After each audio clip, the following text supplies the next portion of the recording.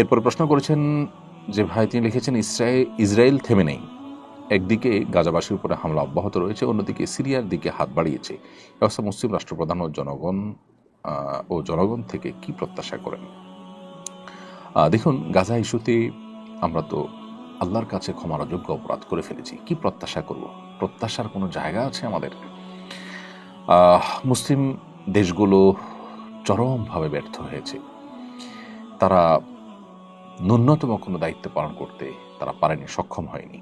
প্রতিবাদের যে শক্তিটুকু তারা ব্যয় করতে পারতেন, যেটুকু তাদের সাধ্যে ছিল, সেটুকু তারা করতে পারেন নাই। নানা কারণে তাদের পিছুটান, দুনিয়ার চিন্তা, আল্লাহর প্রতি ইমানের দুর্বলতা এবং স্বার্থপরতার মানসিকতা, এই বিষয়গুলো তাদেরকে তাদের দায়িত্ব থেকে অনেক দূরে সরিয়ে রেখেছে। আল্লাহ তাআলা আমাদেরকে মাফ করুন, গাজাবাসীদেরকে উদ্ধার করুন, আমাদেরকে আমাদের দায়িত্ব আল্লাহ তাআলা আদায় করার তৌফিক দান করুন।